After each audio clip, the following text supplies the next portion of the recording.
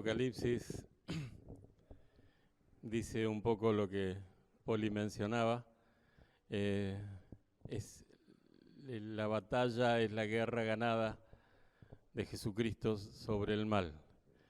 O sea, en apariencia muchas veces parece que el mal está avanzando, el bien retrocede, parece que nos va a derrotar y que nos vamos a poder salir de estas situaciones, pero acá es un mensaje esperanzador para la Iglesia de Jesucristo, que a pesar de que podemos pasar por momentos de valle de sombra de muerte, como dice el Salmo, vamos a salir victoriosos. Amén. Bien.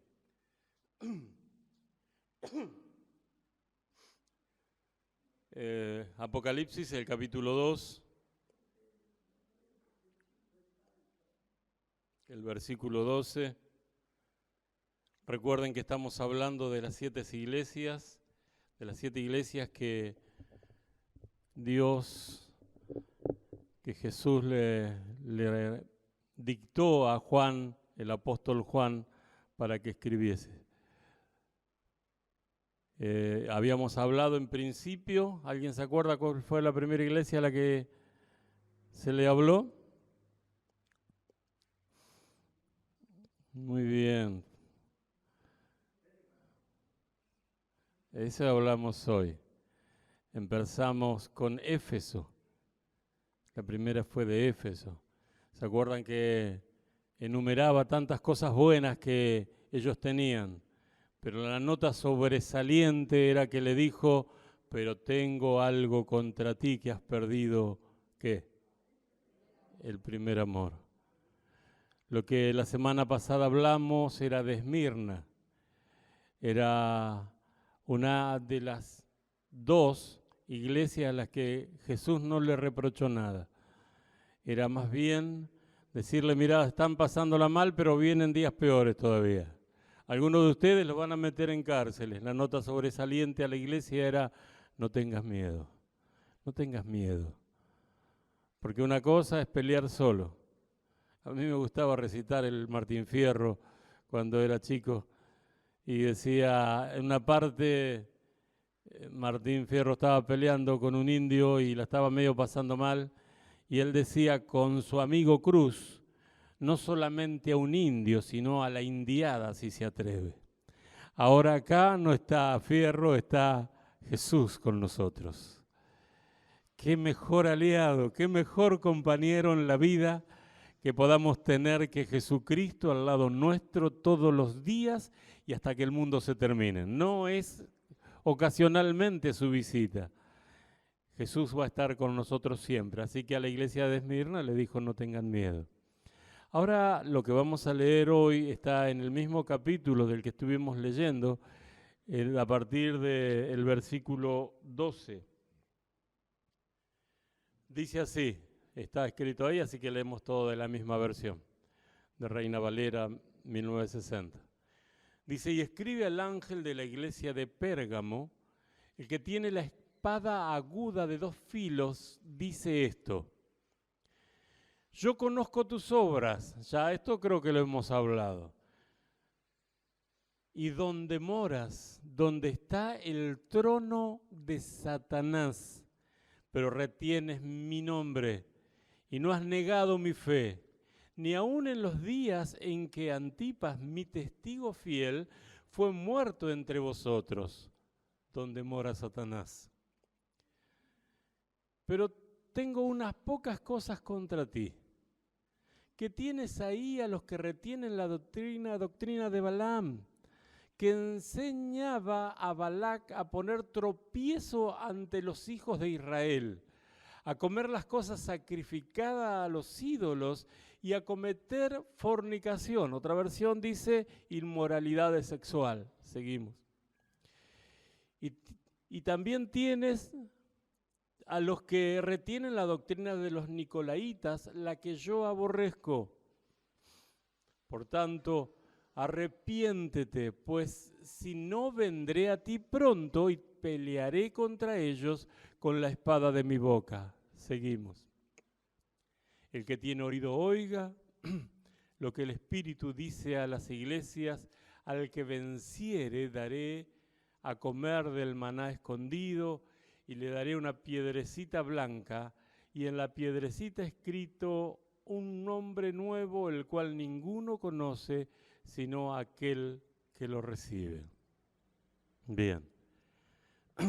Me gusta, leí así bastante como para saber qué pasaba en esa ciudad de Pérgamo.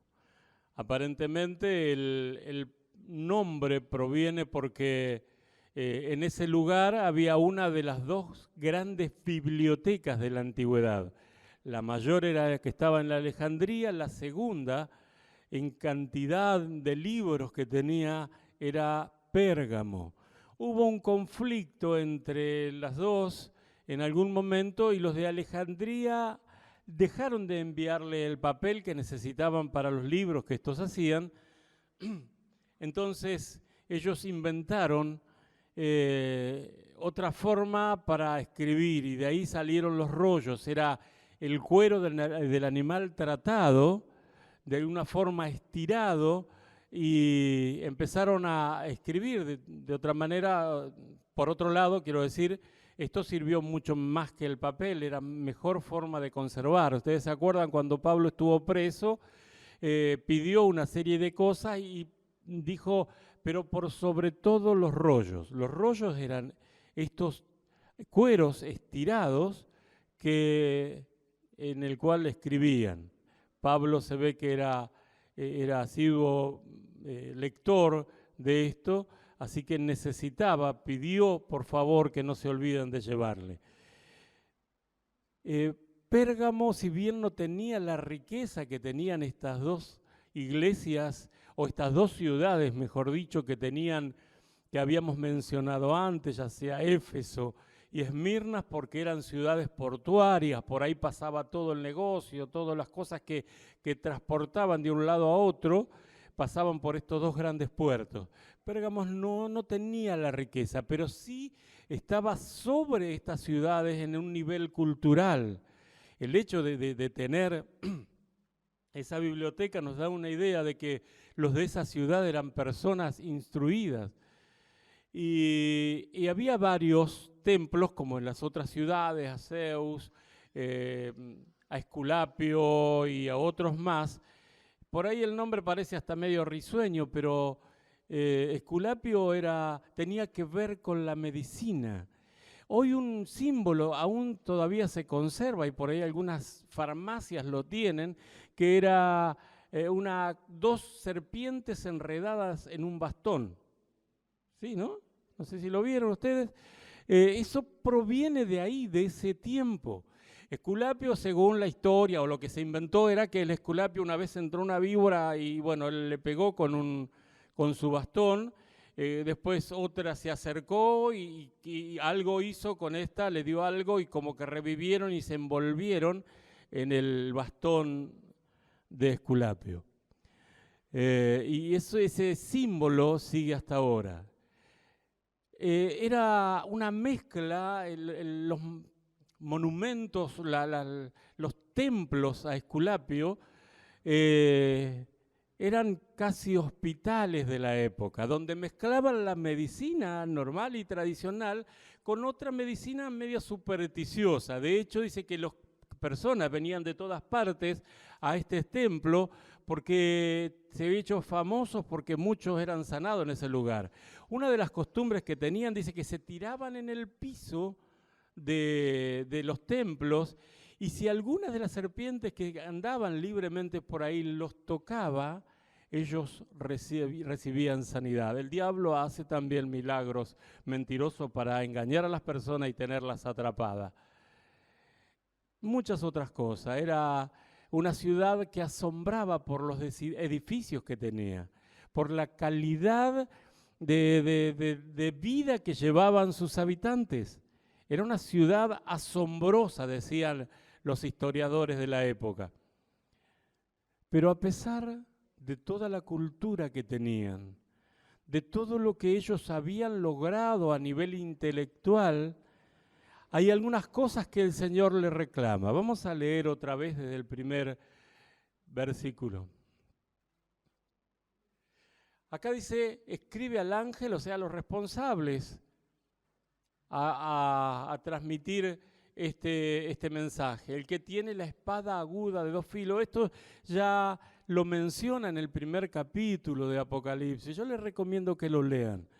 Al menos esta parte, estos 3, 4 capítulos primero, es muy clara la enseñanza, es muy directa, no habla con simbolismo, no tenemos que andar buscando por ahí alguna revelación especial, es muy directa. Y es necesario que lo sepamos, porque esto es la revelación de Jesucristo. Cristo mismo, después de haber ascendido, se le aparece al apóstol San Juan y le revela esto que nosotros estamos viendo ahora. Todas estas cosas están dentro de la iglesia. No es que solamente vamos a mirar y bueno, para cuando pasemos circunstancias vamos a mirar por lo que pasó en Esmirna, o cuando vemos que nuestro trabajo se hace demasiado pesado porque tenemos que revisar el primer amor que hemos perdido. Y a todos de alguna manera nos toca esta palabra que fue enviada. Seguimos. Yo conozco tus obras, otra vez, la misma palabra para todos. Si alguien dice, nadie sabe nada de mí, te pido que lo borres de tu forma de decir, de tu vocabulario. Yo parezco una persona que voy a la iglesia y si estoy o no estoy, nadie se da cuenta. Nadie me tiene en cuenta. Y muchas veces me ofrecí para hacer cosas. Pero por más que algunos, por alguna razón, todavía no te invitaron a hacer un trabajo específico, el Señor conoce, te reconoce, te conoce acá y te conoce en tu casa y te conoce en todas partes. Yo conozco tus obras y donde moras, donde está el trono de Satanás. Ahora, es fuerte lo que le dice, por favor, presten atención. Es fuerte. A veces nosotros decimos, pero ¿qué querés? Vos sabés quién mi familia cómo es, los que están rodeados, mis vecinos.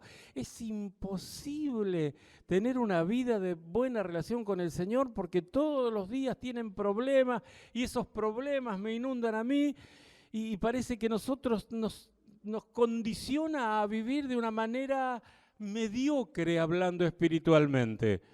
Dice, ustedes están en la casa, ustedes están en el trono, ahí Satanás tiene su trono, estaba en el lugar mismo donde habitaba el diablo y le dice a ellos, pero retienes mi nombre y no has negado mi fe. Qué impresionante. Alguno puede decir, ¿y qué querés con el marido que tengo? Y eso seguramente muchos lo dirán, ¿no? O con la esposa que tengo. Es imposible. Es imposible, no cambia. Mirá que hace años que vengo con los mismos problemas y no cambia. ¿Y qué voy a hacer? Por eso estoy deprimido, triste, amargado. Por eso no avanzo, porque mi entorno me condiciona. ¿Y qué? Los que tenían que pelear con algún vicio, con algún problema de adicciones. Y su entorno todo es así, mi papá y mi mamá ya lo eran. Yo me acuerdo una vez estaba en un centro de salud, trabajo en la municipalidad, bueno, ahora no lo estoy haciendo, pero me acuerdo que venía una mamá con un nene de 8 años. Y ahí se ponían al lado de un, ¿cómo es? Donde ponen la basura, los contenedores. Estaba un contenedor ahí y se sentaban al lado a fumar paco. Chiquitito. Y en ese barrio, desde el que les digo, ahora no tanto, pero en su momento era impresionante cómo corría la droga. Vos veías pasar la policía, que ya venía haciendo ruido, todos se corrían, entraban en sus casas, pasaba la policía, doblaba la esquina y otra vez todos haciendo lo mismo. Pasaban autos importantes a buscar. Como que está entronada la droga en ese lugar. Pero en ese lugar también hay hijos de Dios que retienen la palabra y que han sido fieles a pesar de todas sus cosas. No has negado mi fe. Pablo decía algo de eso, ¿no? Cuando se veía ya estaba al final del camino. Tengo que apurarme. Decía, he guardado la fe. Ni aún en los días en que Antipas, mi testigo fiel. Ahora es impresionante, Antipas aparentemente era un responsable de la iglesia, podría ser un pastor o alguien así, que lo metieron preso según la historia, habían hecho en ese lugar un toro grande, hueco por dentro, hecho de bronce, lo metieron ahí y le prendían fuego. Fíjense la muerte. Es más, mire al grado de morbo que tenían, que habían puesto como unas trompetas y cuando la persona gritaba de dolor, por ahí salía un rugido que parecía que el toro estaba bramando. Impresionante. Así mataron a Antipas. Y toda la iglesia, a pesar de todas esas cosas, se mantuvo fiel. Todavía nosotros no hemos llegado a ese nivel. Pasamos situaciones, no podemos decir, lo tuyo no tiene importancia. Sí, porque cuando te está pasando es fácil decir, no, eso no es nada, vos sabés lo que le pasó al otro. No, te tiene que estar pasando a vos para darte cuenta que es difícil la situación por la que atravesás. Habla de Antipas, fue testigo fiel, fue muerto entre vosotros donde mora Satanás. 2 veces en el mismo versículo habla de que ese lugar era un lugar terrible. Y que a pesar de eso, ellos se habían mantenido fiel. Sigamos. Pero tengo unas pocas cosas. Qué lindo el Señor, qué maravilloso el Señor. No viene con un palo y te da y te dice, bueno, arreglátela, yo soy así, yo soy de esta manera. También nosotros tenemos que aprender. Si hay algún hermano que está en falta, tenemos que ser como el Señor. Hay que reconocer las virtudes que tiene para que después la persona pueda estar abierta a escuchar una exhortación que Dios te quiere dar.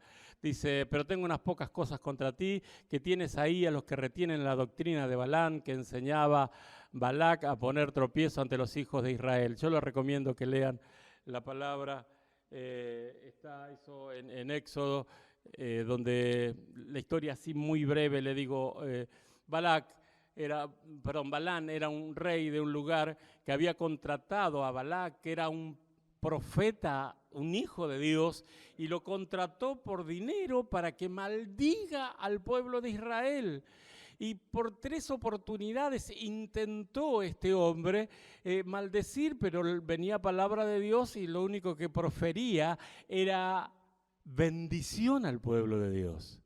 No podía hacerlo, pero este hijo de Dios que estaba ahí tuvo una estrategia para decirle a Balaam. Si ustedes lo leen, después les voy a dar la cita.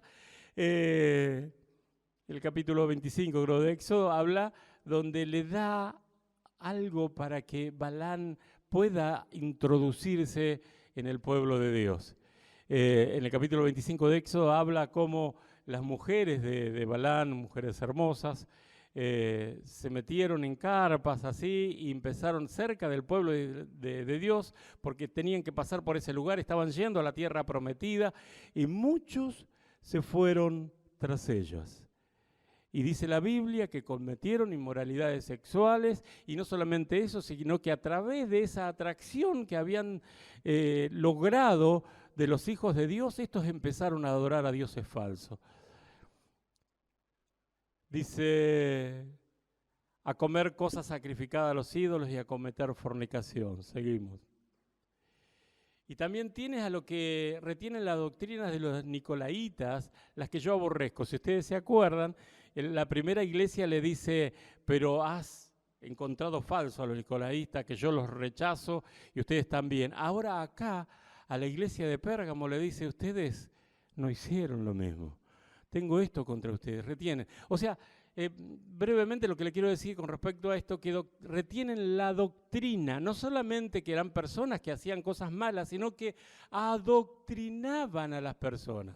¿Vieron cuando uno empieza a desviarse y empieza a entrar en una corriente diferente a lo que uno aprendió y a lo que el Espíritu Santo te dijo y se van desviando? Entonces no solamente que se quedan con eso para ellos, sino que empiezan a adoctrinar a otros con lo que Dios le había dicho que no. Entonces estas dos clases de personas, tanto aquellos como los que directamente incitaban al pueblo de Dios a desobedecer su palabra, sino también estos que adoctrinaban al pueblo de Dios. ¿Qué más? Por tanto, el remedio para esto, el remedio. O sea, el Señor te bendice con sus palabras. Te dice, yo te conozco, yo sé que sos fiel, que hiciste las cosas bien, que a pesar de que estar viviendo en un ambiente terrible, te mantuviste fiel. Leyendo la palabra, orando, congregándote, buscando a Dios. No criticamos a ningún hermano que por alguna razón de salud o determinación personal han tomado la decisión de quedarse en su casa para guardar a su familia. Los bendecimos y oramos por ellos. Pero los que vienen también, quiero que reciban esta palabra, por favor, porque estamos viviendo tiempos difíciles y quizás no tengamos la misma situación que los de Pérgamos que estaban viviendo en la cuna de Satanás. Pero sí estamos rodeados de personas que van a tratar de influenciarnos de alguna manera a cambiar nuestra actitud en cuanto a reunirnos, a bendecirnos, a orar juntos. Quizás no nos podamos abrazar, pero podés decirle, Jorge, Dios está con vos, el Señor te ama, el Señor escucha tu oración, Él te ve, Él ve tus lágrimas, tu sacrificio, tu amor a Él. Y podés decirlo. No es lo mismo. En casa estos días estaba hablando de que no es lo mismo ver un recital de esos, qué sé yo, de un conjunto, de una banda que a vos te gusta, estando en ese lugar con toda la atmósfera que eso que se crea, que verlo por la tele. No es lo mismo estar en la reunión que escuchar el audio de lo que pasó en la reunión. Entonces, cuando Dios les declara, les dice, miren, ustedes están enfermos, hay un problema, tienen que solucionarlo. Es como que si de pronto tengo unas células cancerígenas, voy al médico, el médico muy amable me dice, mira, pero con verdad, me dice, tené cuidado, aparecieron unas pequeñas células cancerígenas. Y yo digo, bueno, unas pequeñas, no pasa nada, cuando sea más grave me voy a atender. Y después ya es muy difícil, por eso el Señor habla a tiempo. Te dice, mira, te va a pasar en esta semana cosas, te van a invitar a que hagas tal cosa, te van a invitar determinada, no sé, una droga o algo, pero te estoy hablando. Tené cuidado. Apartate de todo eso. Arrepentirse significa un cambio total de actitud. Estoy yendo para el norte, arrepentirse es ¿qué estoy haciendo acá? Y me doy vuelta 180 grados y empiezo a caminar en dirección a Dios y me estoy equivocando en lo que estoy haciendo. Eso es arrepentirse. No es bueno, qué sé yo, vamos a ir menguando de a poquito, porque ese poquito, cuando te das cuenta, estás en el medio del océano. Dice, arrepiéntete, pues si no vendré pronto a ti y pelearé contra ellos con la espada de mi boca. Ahora yo, en una pelea tan desigual, en una pelea tan increíblemente desigual, ¿quién soy yo como para enfrentar a Dios y salir victorioso? En una pelea tan desigual, querido, vas a perder. Vamos a perder. Si seguimos por el camino que estamos, Dios te llama. Hoy es una voz de alerta. Es un inicio. Leonardo, cuando me grababa los videos para empezar, me hacía... Y entonces me daba la cosa para que yo empiece. Era esa la señal. Acá el Señor está golpeando fuerte y te está diciendo, tené cuidado. Estás rodeado de personas. Pero si te ves que te examinás y te ves que estás complicada tu vida, que estás yendo para el lugar equivocado, arrepentite. Arrepentite porque Dios te está esperando y te ama mucho. Y pelearé contra ellos con la espada de mi boca. El que sigue, por favor. El que tiene oído, oiga lo que el Espíritu dice a las iglesias. Está en plural, a las iglesias. Esto es lo que le dijo tanto a Esmirna como a Éfeso, te lo dice a vos también. Tené cuidado si lo que estás haciendo no te está llevando por el camino que Dios quiere. Tené cuidado. Dice, al que venciere le daré de comer el maná escondido. Tiene mucho significado, pero algunos de los que dicen es, Cristo es el pan que bajó del cielo, dice la Biblia. O sea, hay que comer de su palabra. Cristo es ese maná escondido. ¿Y a dónde está? Bueno, está escondido. Hay un texto en la Biblia que dice, clama a mí y te responderé y te enseñaré cosas grandes y dificultosas que tú no conoces. O sea, Cristo es el maná, pero hay que buscarlo, está escondido, está en las Sagradas Escrituras. Hay una revelación particular para tu vida. Y te daré una piedrecita blanca. Esta piedrecita ha escrito un nuevo nombre. Hay varias cosas también que se dice de esto. Esto es a una persona cuando estaba en juicio, dice que cuando era inocente se le daba una piedrecita blanca.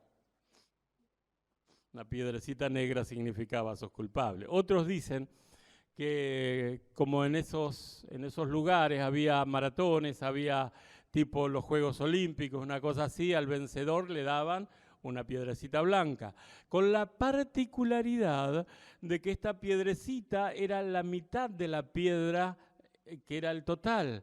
Esta persona iba con su piedrecita que tenía escrito su nombre sobre ella y la presentaba a la persona que estaba en la puerta. Es como que si estuviese Fernando allá y para entrar tenía que mostrar la piedrecita que tenía que coincidir con la otra piedra que tenía la persona que estaba en la puerta. Si no coincidía, bueno, querido, quédate afuera, no hay lugar para vos.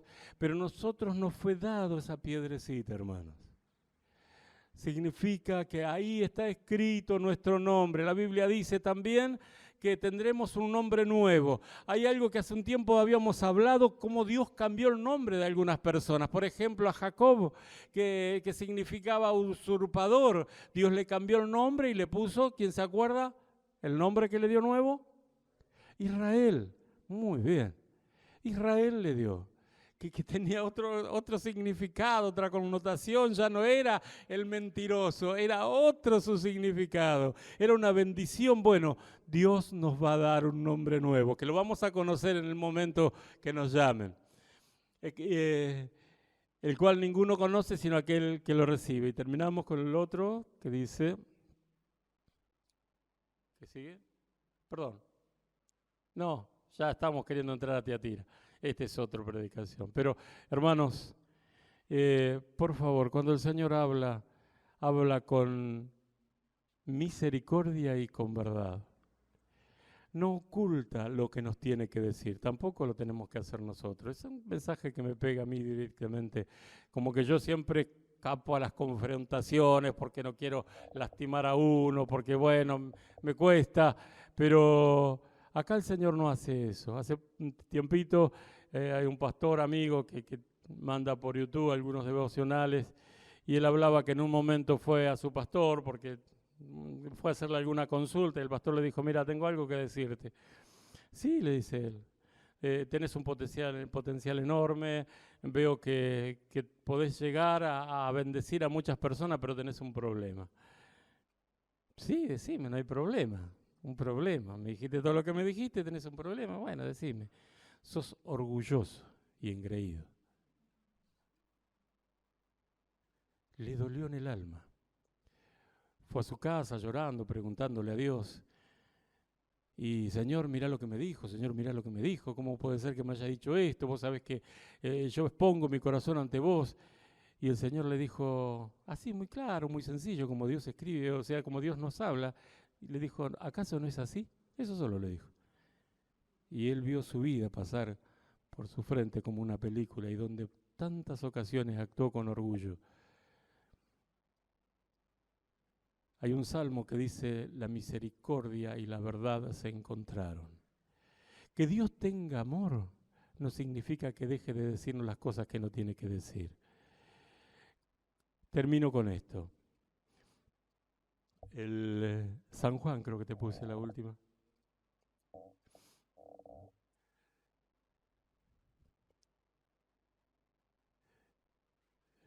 Dice, en este lado, bueno, ustedes después léanlo. Fue el hecho cuando Jesús estaba ahí con los suyos y traen una mujer que había sido descubierta en el mismo momento en que estaba teniendo relaciones con un hombre que no era su marido. No sé qué pasó porque el marido lo dejaron libre, pero a esta mujer lo trajeron para tentar a Jesús. Y Jesús Ellos lo acusaban, decía todo, Jesús seguía escribiendo en el piso, en un momento tantas acusaciones, la mujer tirada ahí, lastimada, porque la trajeron de los pelos seguramente y arrastrándola. Jesús simplemente dijo, el que de ustedes no haya cometido nunca pecado, que le tire la primera piedra. Y la conciencia de todos fue removida y dijeron, sí, todos pecamos, se fueron todos. Ahora hay una cosa que tenemos que tener en cuenta. Si nosotros somos unos legalistas, estaríamos del lado apedreable. La Biblia dice, la palabra de Dios dice, la ley de Moisés dice que el que fuere en una situación así tiene que apedrearle y a los gritos, apedréenla, apedréenla. Estaríamos de ese lado. Si nosotros fuéramos, estaríamos entendiendo mal la gracia de Dios, diríamos, bueno, ¿qué va a ser? Cualquiera, la carne es débil, andate, no pasa nada, tranqui, anda, tranquila. Ahora Jesús no hizo eso. Jesús declaró verdad y misericordia. Misericordia le tuvo, le dijo, mujer, ¿dónde están los que te condenaban? Y ella le dijo, no están, se fueron. Y Jesús le dijo, ni yo te condeno, pero agregó una frase, vete y no peques más. La misma palabra. El Señor nos ama, conoce nuestras obras, sabe dónde estamos, quiénes nos rodean en el trabajo. Estamos rodeados de mentirosos, egoístas, ladrones y un montón de cosas. Trabajamos con ellos, son nuestros patrones o nuestros empleados. Saben que en el lugar donde nos rodeamos, saben el ambiente en el que vivimos, pero te conoce también a vos. Que pueda decirte, como le dijo, hablaba de Antipas, decía, mi siervo fiel. Jesús en el primer capítulo habla de sí mismo como el siervo fiel. Le dio ese título a una persona que en medio de una ciudad idólatra y perversa y pervertida había mantenido la fe hasta el final. Nos ponemos de pie.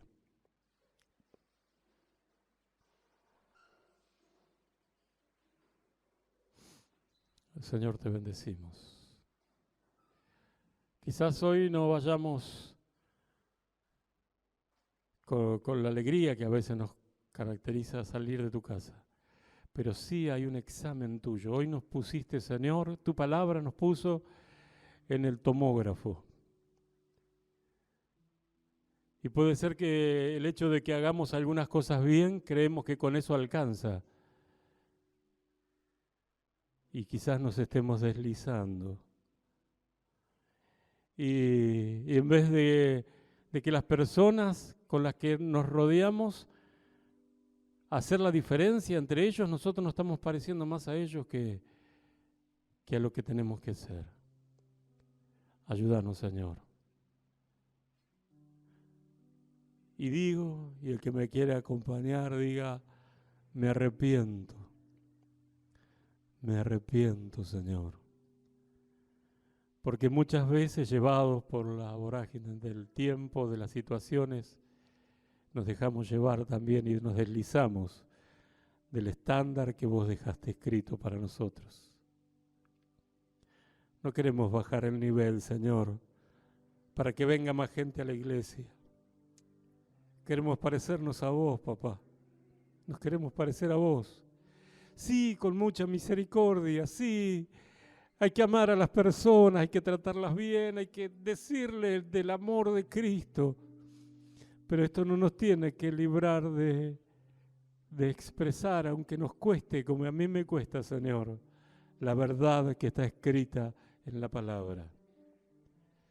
Por eso, Señor, te ruego que bendigas, que sigas bendiciendo la vida de cada uno de mis hermanos. Los bendigo yo en tu nombre. En el nombre de Jesús. Amén.